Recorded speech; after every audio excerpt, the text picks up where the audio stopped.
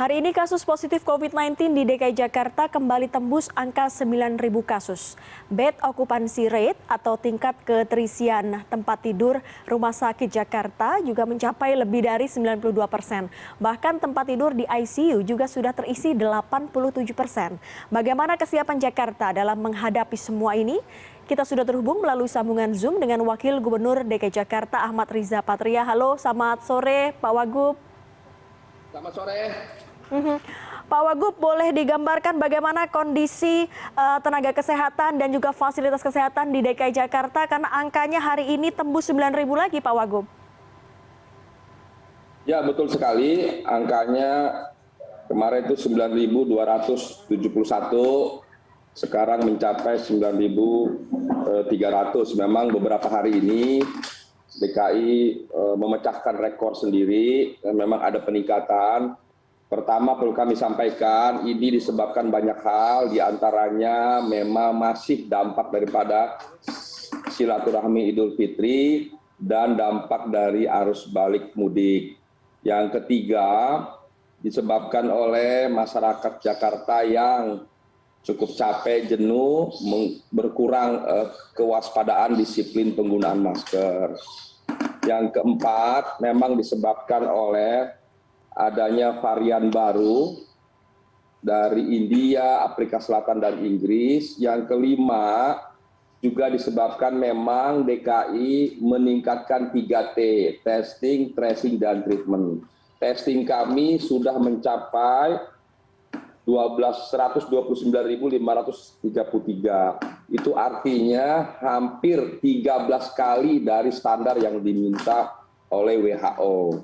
Bagaimana sampaikan Pak Gubernur, kami terus meningkatkan jumlah testing. Testing kami memberikan kontribusi mulai dari 33 hampir mencapai 37% dari testing nasional. Ya. Nah, untuk itu ya memang terjadi peningkatan jumlah kasus, dan kami dalam rangka itu terus melakukan sosialisasi dan kampanye, termasuk pengawalan, pengawasan, dan penindakan di lapangan atau unit-unit kegiatan dimanapun untuk memastikan seluruhnya warga dan unit usaha apapun melaksanakan protokol kesehatan. Berikutnya juga kami terus mengupayakan peningkatan berbagai kapasitas, mulai dari rumah sakit yang 106 sudah menjadi 140, bahkan kami menyiapkan tenda-tenda darurat di depan-depan rumah sakit yang sudah dibuat di 22 rumah sakit daerah, kemudian menyiapkan tempat-tempat isolasi mandiri yang totalnya mencapai 9.084 tempat tidur yang sedang kami siapkan secara bertahap berproses dalam rangka mempersiapkan. Memang kapasitas tempat tidur mencapai 92% dan ruang ICU sudah mencapai 87%. Tenaga kesehatan sudah 144.700 yang kami siapkan. Laboratorium 111 laboratorium dengan kapasitas 71.000 sampel. Jadi sekali lagi berbagai upaya kita tingkatkan, termasuk pelaksanaan vaksin yang sudah diminta oleh Pak Presiden Pak Jokowi agar Jakarta di akhir Agustus mencapai 7,5 juta jiwa yang divaksin, dan kami sudah mencapai 3,4 jiwa kurang lebih dosis 1, dan dosis 2 sudah mencapai, sampai dosis 2 sudah mencapai 5,8 juta kurang lebih. Mudah-mudahan target 100.000 per hari bisa terus kita laksanakan, yang beberapa hari ini juga bahkan lebih dari 120.000 per hari kita bisa upayakan.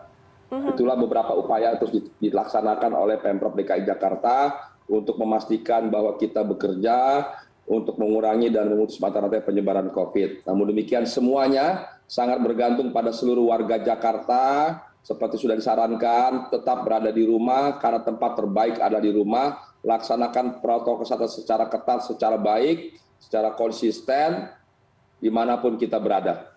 Pak Wagub, ini kan himbauan untuk selalu di rumah, tapi faktanya tadi pagi di Bundaran Hotel Indonesia itu banyak warga yang berolahraga bahkan mengindahkan protokol kesehatan tidak menggunakan masker. Sejauh ini bagaimana efektivitas dari PPKM Mikro untuk bisa memaksa warga tidak punya mobilitas yang tinggi begitu?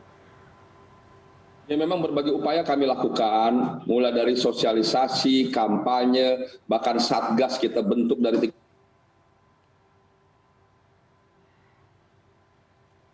memastikan di setiap rumah-rumah warga ada satu orang anggota keluarga yang ditunjuk sebagai PIC, person in charge, atau sebagai LO, atau sebagai Satgas Covid.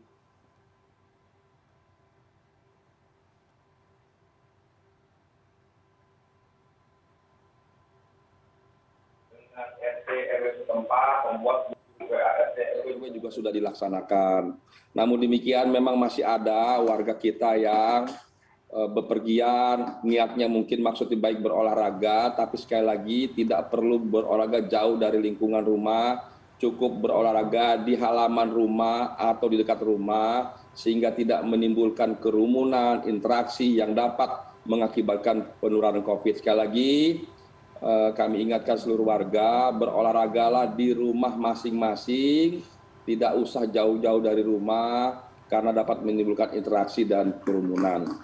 Dan bagi siapa saja yang ditemukan tidak menggunakan masker, akan kami tindak, kami beri sanksi, termasuk unit-unit usaha yang melebihi kapasitas dan melebihi jam operasional. Tidak hanya kami segel untuk 1, 2, 3 hari, tapi juga kami akan memberikan sanksi yang lebih berat, yaitu sanksi denda sampai 50 juta, bahkan sanksi pencabutan izin bagi yang terbukti beberapa kali melanggar protokol kesehatan, restoran, kafe, dan lain sebagainya.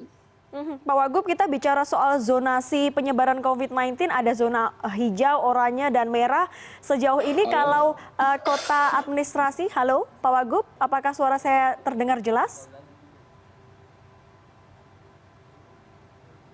Halo Pak Wagub? Baik, nampaknya kami ada problem komunikasi dengan Wakil Gubernur DKI Jakarta Ahmad Riza Patria, tapi poinnya jelas bahwa Pemprov DKI Jakarta terus menghimbau warga untuk melakukan kegiatan sosial di dekat rumah, salah satunya adalah berolahraga. Baik, kita akan coba terhubung kembali dengan Ahmad Riza Patria. Halo Pak Wagub, apakah suara kami di studio terdengar jelas? Ya, terima kasih. Jelas. Pak Wagub, saya lanjutkan tadi.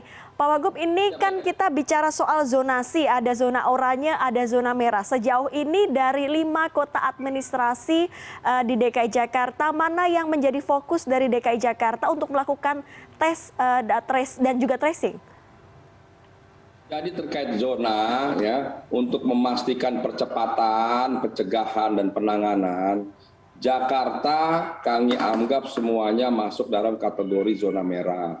Kami sekalipun di Jakarta terbagi ada zona merah, ada zona orange, kuning, dan hijau, tetap kami anggap semua kami lakukan penekanannya, pengawasannya, dan penanganannya seperti zona merah. Supaya kita lebih berhati-hati, tidak abai, tidak lalai, apalagi menganggap enteng. Semua kita ingin pastikan tidak hanya zona merah, tapi juga kuning, orange, hijau sekalipun, kita pastikan dalam pengawasan yang ketat, kontrol yang ketat, dan penanganan yang ketat. Sehingga tidak berubah yang hijau jadi kuning, jadi orange, kemudian jadi merah. Apalagi zona merah, kuning, dan orange. Jadi sekali lagi, upaya kita harus memperlakukan semua dengan sebaik mungkin, dengan sedisiplin mungkin, dan seketat mungkin.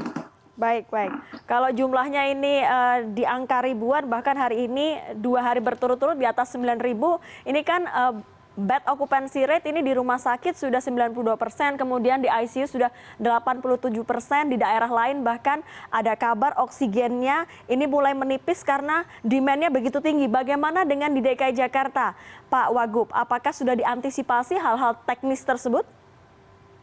Betul, jadi kami memang selain terus meningkatkan tes PCR kami yang sudah 13 kali dari standar WHO, kami juga terus mengupayakan ruang-ruang kamar, tempat tidur, ruang ICU terus kami tambah, ya. Rumah sakit daerah sendiri kapasitasnya sudah lebih dari 68% diperuntukkan bagi pasien COVID. Dan kami sudah berkoordinasi dengan Kementerian, Pak Menkes yang sangat bekerja keras membantu DKI Jakarta juga meminta bahwa rumah sakit vertikal, swasta, TNI, Polri juga ditingkatkan presentasinya untuk COVID. Bahkan beberapa rumah sakit sudah diputuskan juga menjadi rumah sakit bagi penanganan COVID-19.